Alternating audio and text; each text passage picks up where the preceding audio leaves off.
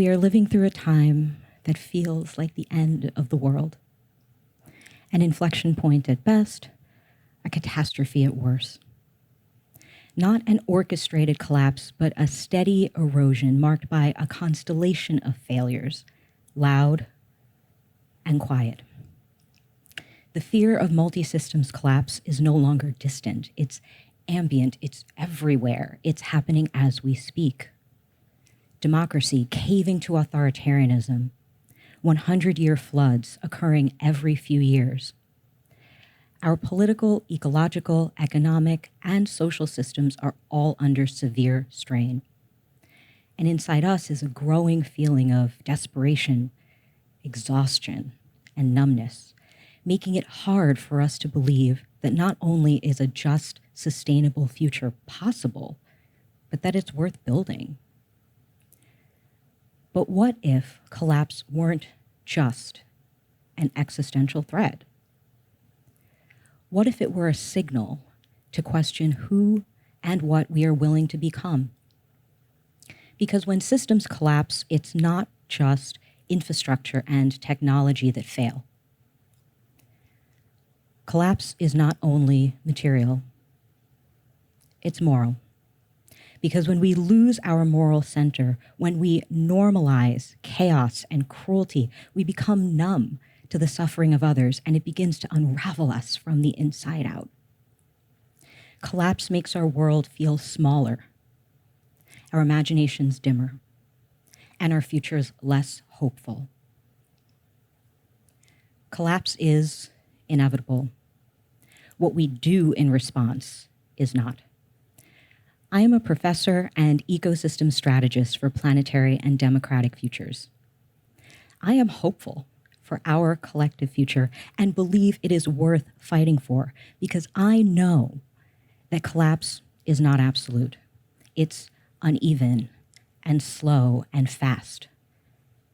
The breaking reveals what was often already broken, and the breaking points signal to what comes next.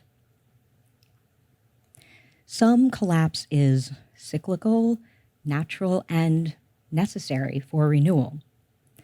Take the giant sequoia. These magnificent trees are serotinous, meaning that their cones need to be exposed to heat in order to open. It takes a catalytic fire to spark a cycle of rebirth. Fire dries out the cones, which opens them to release the seeds to start germination. But too much fire and the cones and the forest can be destroyed. But just the right amount, well, that's the beginning of an extraordinary 3,000-year life. We humans are a bit like those sequoias. Sometimes we need a little fire in us to get us going, a little pressure or pain to help us push through to a state of transformation that can ultimately sharpen, clarify, and even renew us. But not all pain is like that. Some suffering is deadening, indiscriminate, senseless, corrosive, and exploitation of power, cruelty for cruelty's sake. And it's in those moments that collapse feels all-encompassing and unstoppable. But what if we reimagined collapse not as a powerful tsunami rushing towards our vulnerable shores, but as an inflection point for rebuilding with moral imagination and tenderness? Tenderness is a quiet, intentional tool. It's radical in its refusal to abandon care.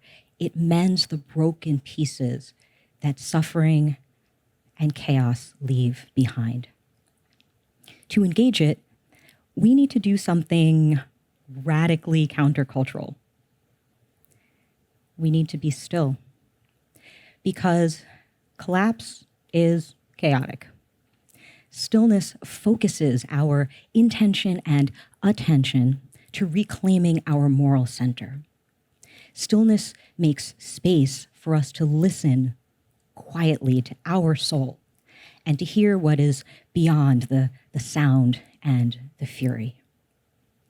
We can respond to the chaos of collapse by practicing tenderness and strategic stillness to create a livable and loving world. Today, we can begin the work of building the abundant future that we want. First, be still and find your quiet. Seek spaces that center and nourish you, especially in nature. An urban forest, a shell-strewn shoreline, a bright patch of sky. Let the quiet work on you. Let the stillness separate the signal from the noise. You have the power to drown out the din of chaos. Second, employ tenderness as a tool to ease the suffering of others.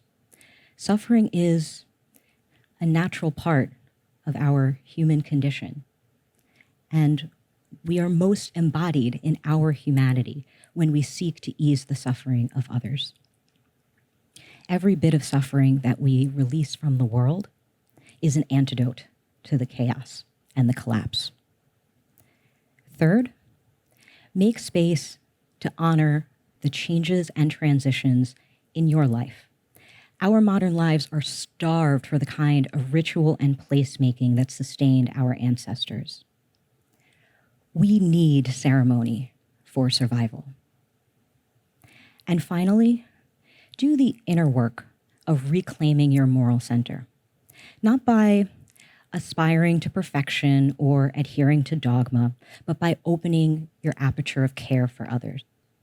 The outer work of leading with tenderness, imagination, and courage will follow. This is the quiet work ahead. So when you find yourself feeling overwhelmed by the chaos of collapse, remember, you are stewarding the rebirth of a beautiful new world. Collapse isn't the end, it's an end. What will you make of the new beginning?